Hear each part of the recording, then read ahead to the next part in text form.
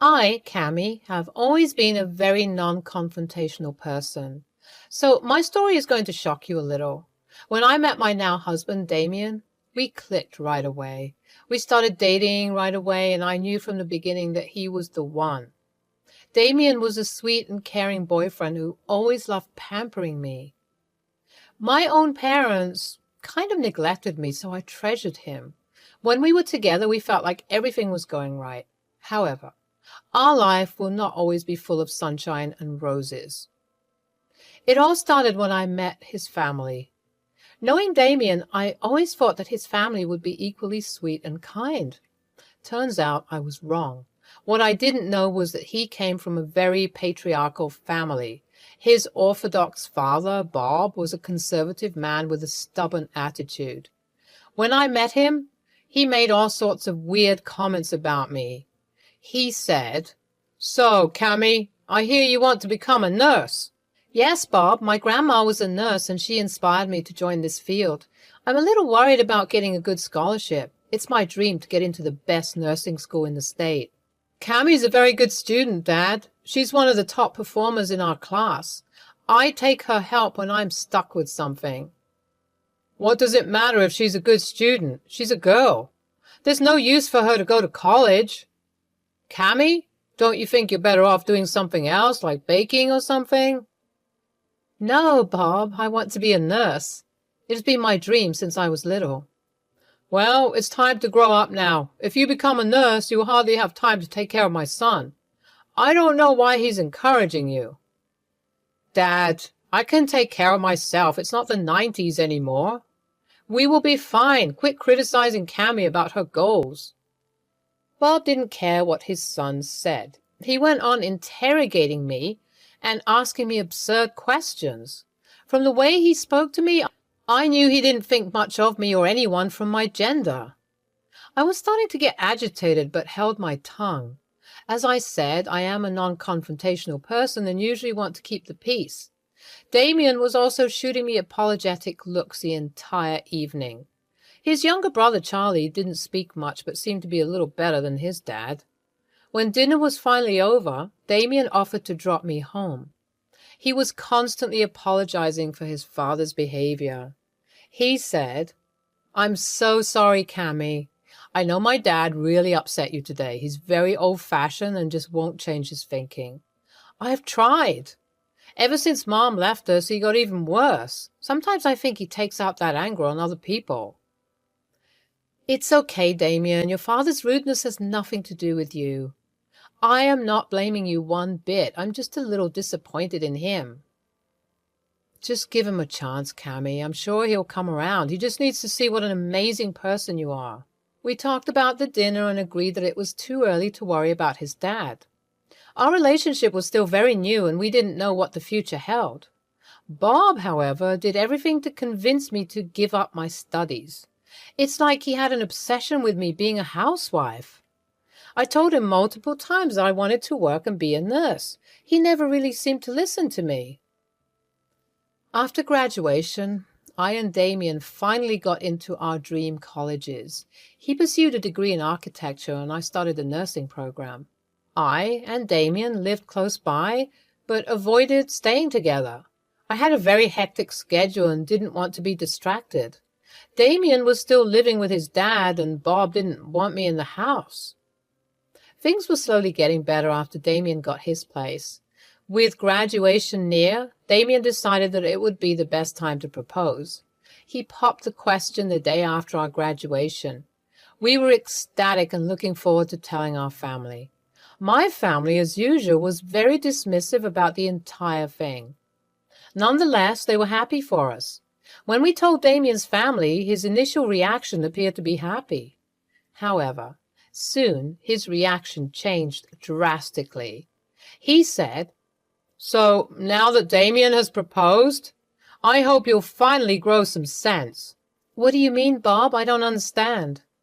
"I mean, you're going to marry him anyway. There is no need for you to work anymore. My son already got a good job, and I'm sure he can take care of you." "He did get a good job, Bob, but I want to be independent, and you know this was my goal all along." Don't tell me you're still stuck in your stupid dream. It's childish. Once you're a married woman, you need to be home and take care of your family. I hope you are not one of those child-free people. Dad, it's too early to talk about kids. Besides, what we do in our married life is none of your business. Cammy will join her job. In fact, she is starting next month as a new hire. Don't be ridiculous, Damien. You know how our family works. Also, you are the eldest son. You need to give me an heir. I would expect you two to start trying for kids soon after the wedding. Cammy's job won't be a good look for our family. How is she going to manage the house anyway? You will be left with all the chores and childcare. That's not what men do. Bob, I will manage everything just fine. We will split the chores. It's not like I will neglect Damien and our future family when I work. You can have faith in me. That's easy for you to say. No wonder your parents don't keep in contact with you. If you were my daughter, I wouldn't let you join college anyway. Bob's words were incredibly hurtful to me. I genuinely thought that he was going to change. However, it seems that he will always see me in a bad light just because I am a woman. At this point, I was ready to cut him out of my life. He was even criticizing Damien for not keeping me under control. It was bizarre.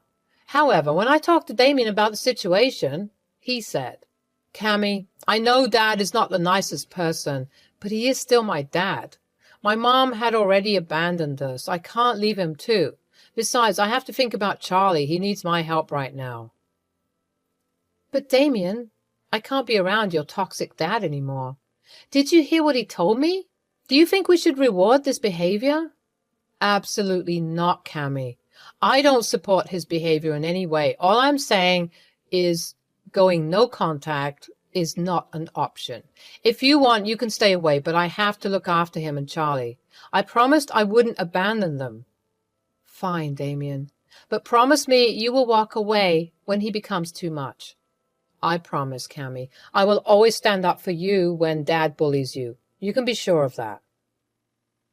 With that, I thought he had made the right decision. When Bob was informed about this, he did throw a fit.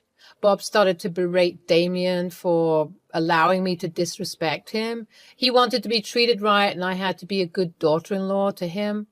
Too bad I wasn't going to be the ideal daughter-in-law he had envisioned. Thankfully, his target for a prospective daughter-in-law changed when he met Laurie, Charlie's girlfriend. She was everything Bob wanted in a daughter-in-law. Needless to say, Laurie quickly became his favorite. He even started to favor Charlie for choosing such a nice girl. While I didn't care, I could tell that Damien was hurt. The worst thing was that Charlie and Laurie also joined Bob in bullying us. During our wedding rehearsal, they sat with us and criticized all my choices for the wedding. They also berated my husband for spending so much money on my demand. Charlie said, Hey, bro, your wife sure did milk you out of a lot of money. You need to get yourself under control. Before you know it, she'll be ordering you around and making you the wife. Yeah, I've been telling him that. Turns out he never listened.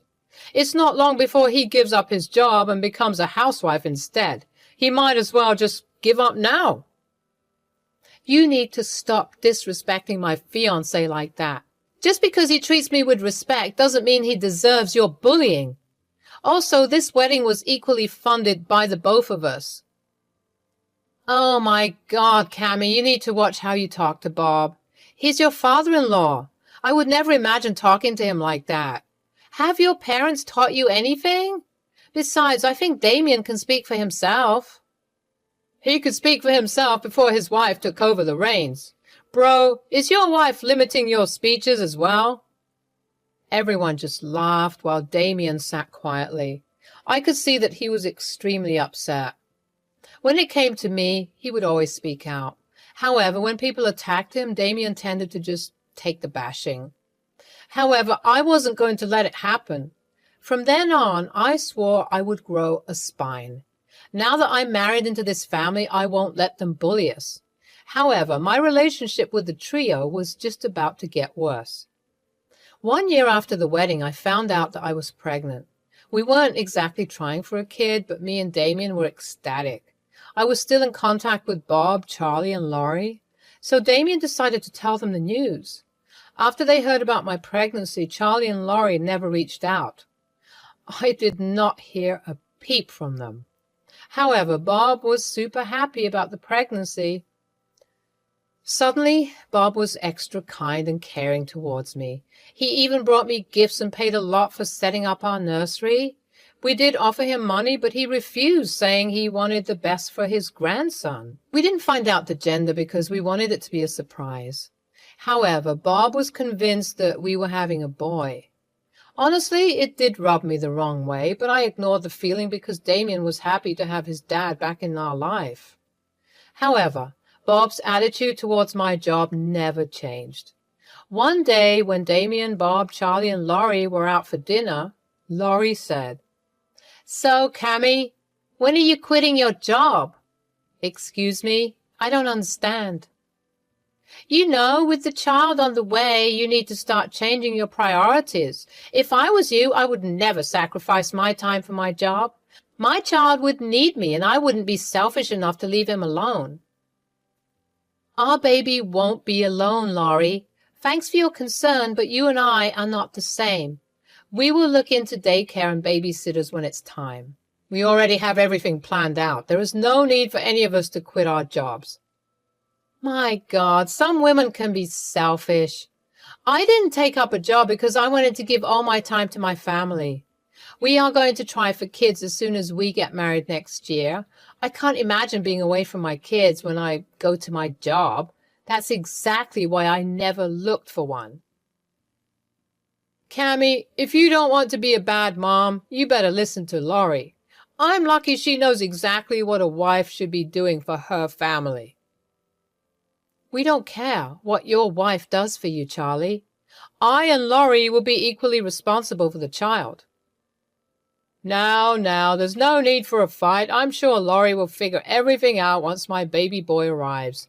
Who knows? You might just charm her into staying back. I was getting irritated by the conversation, but didn't escalate it any further. Having a meltdown in the middle of dinner won't be good for the baby. Damien also looked pissed and told them that we were leaving. Laurie and Charlie were being obnoxious, but we knew why. They were just mad that Bob was paying us so much attention. Laurie even let it slip that she wished she had the first grandchild. I found her comment strange because no matter what, grandparents would love all their grandchildren. Again, I was dead wrong. When I finally gave birth after 8 months, we found out that it was a girl. Me and Damien were over the moon because, frankly, we were looking forward to the baby girl. Damien and I didn't have any sisters, so we wanted to have a baby girl in the family. Charlie and Laurie also seemed to be happy. However, they weren't happy for us. You see, the moment we told Bob about his granddaughter, he just looked surprised. He refused to believe we had a girl. Bob came to my room and said, "Is this true, Cammy, you had a girl?" "That is impossible. My first grandchild cannot be a girl. Damien is the oldest, and he needs to have a boy. How am I going to get an heir now? Damien, are you sure she didn't cheat on you? Our family doesn't have girls. There must be something fishy." "Dad, Cammy didn't cheat on me. We had a girl. What does it matter if your grandchild is a girl? Aren't you happy to be a granddad?" "Absolutely not. I was being nice to you because I thought it was a boy. If you had found out the gender and told me, I wouldn't have made the effort." "Dad, are you serious? That is your freaking granddaughter, your own blood. How can you be so cruel?" "It's not a boy and I have nothing to do with her. She's your problem. I have no interest in being her loving granddad. I expect you to pay me back for the nursery. You have scammed me." "We will pay you back, Bob. If you can't be civil towards our daughter, there is no need for you to be here. You can leave." With that, Bob just turned around and left. Yes, he didn't hold our daughter, didn't even look at her. He simply didn't care anymore. This humiliation was too much for me. Damien broke down crying when Bob left. He couldn't believe his dad could be so cruel. However, we were skeptical about going no contact again. We wanted our daughter to have a relationship with him. We were both hopeful that he would come around. Our little girl, Chrissy, is our world. She is the kindest and most well-behaved child we could ask for. I and Damien were extremely happy to have her in our life. Christy was a general sweetheart and extremely good at her studies. She became an A student in her class and was loved by everyone. We tried to facilitate a relationship between her and Bob. While Chrissy loved her granddad, Bob wasn't that keen on being involved. What little attention he gave her disappeared when Charlie and Laurie had a son. Since Andy's birth, Bob did everything to make Charlie and Laurie comfortable. He even gave away a part of his income to support their household. Andy was a pampered kid who became very entitled. Since Laurie didn't work, it was becoming hard for Charlie to finance their luxurious lifestyle. Bob, being the doting grandpa he is, sponsored Andy's expensive demands. He was civil towards Chrissy, but never that involved. When Chrissy was a teenager, we had the worst fight with Bob. It was Christmas and we were invited to Bob's house for the celebration. When we went there, we saw that his house was filled with pictures of him and Andy. Chrissy said, "Grandpa, why don't you have any pictures on your wall? You have a lot of Andy's pictures. I don't remember you even asking for a picture with me." "Well, that's because Andy is my future heir. He's going to be the head of this family soon. You are just a girl who will be married off. I don't need a picture of you in this house. Besides, this house will go to Andy when I pass. He is the sole heir of everything I have." "So you won't leave me anything?" "Why, Granddad, did I do something wrong? You are even paying for Andy's college fund. Why am I being excluded?" "Because he doesn't love you, Chrissy. He's my grandpa, not yours. You'll never be as good as me. Grandpa knows who his favorite grandchild is." "Grandpa, is that true? You don't love me at all? But why?" "Because you are a girl, you dumb thing. Grandpa always wanted a grandson. You are basically useless to him." Before I could intervene, Chrissy started to cry. She kept asking Bob if it was true. Bob simply refused to look at her. Charlie, Laurie, and Andy were just laughing at Chrissy because she was crying. Me and Damien were furious. From that day, we decided they would no longer be in our lives. I also prayed to God that I could teach them a nice lesson when they eventually realized their mistake. Chrissy was heartbroken for an entire year. She tried to get in touch with her grandpa and solve everything. However, he was ignoring her calls. Bob even called us up and told us that he didn't want to remember he had a granddaughter. We were furious and told him never to contact Chrissy again. After a while, Chrissy realized that she didn't need to have them in her life. I and Damien constantly assured her that we loved her and that was all that mattered. We put her into therapy to get better. A few years later, Chrissy got into a great college. Her grades were amazing and she easily landed her dream job as a software engineer. By the end of 1 year after college graduation, she was earning a very high income. We were super proud of her. She had outshone almost all her peers. Andy, on the other hand, was not going so well. One day we suddenly got a surprise visit from Bob. He hadn't visited us since the Christmas dinner, so it was rather confusing to have him here. Damien was extremely mad and immediately told him to leave. However, I was really curious and wanted to hear him out, so I invited him inside. "What's the matter, Bob? You haven't shown up here since the Christmas dinner. Hell, you didn't even call us except to say you don't want to be in contact." "I know, I was just caught up with work. It's been years, so I thought I should visit." "Cut the crap, Dad. Just tell us what you want. I know you better than to expect anything pleasant." "I heard Chrissy has joined a big company as a software engineer, and I was hoping I could talk to her." "About what exactly?" "You see, Andy had dropped out of college. I did my best to support him, but he just wouldn't take his studies seriously. He blew through his tuition money on alcohol. I did take a mortgage on the house for his college, but he has spent it all. I was hoping Chrissy would be able to help him get a job." "Are you serious right now? You want Chrissy to vouch for your loser grandson?" "We are family. I'm sure Chrissy will want to help her little brother." "Wait here. I'll be right back." I went to my room and brought out my old phone. I didn't use it anymore, but it was special for a reason. I opened my phone and selected a picture. Then I showed Bob the picture. It was the same photograph of him and Andy that Chrissy saw in his house. Bob was speechless. I said, "If she is family, Bob, where is her picture? Do you even remember, or have you conveniently forgotten how you said she doesn't matter? You were the one who said you don't want a granddaughter. Suddenly you think she's your family?" "Look, it was a long time ago. We are still family. We don't hold grudges. Look, I even showed up at your house on my own. I will be happy to reconnect with Chrissy." "And will you include her in your inheritance, or is that still reserved for Andy?" "I don't have much anyway. I spent it all on Andy. The house is all I have left. Andy needs my help. His parents cannot support him anymore. They'll kick him out. I don't earn enough to support him now." "There is no way my daughter is helping your loser grandson. He doesn't even have a college degree. Do you think my daughter's company takes college dropouts? You must be kidding yourself. Andy deserves this. If only you hadn't coddled him so much, he would have at least had a job. You made your bed, and now you need to lie on it. You decided to spend all your money on Andy. Chrissy had made it clear she would never help you out, even if it was the end of the world. I suggest you leave. We have nothing to say to you anymore." Bob left, but kept spamming us with calls. He was desperate for help.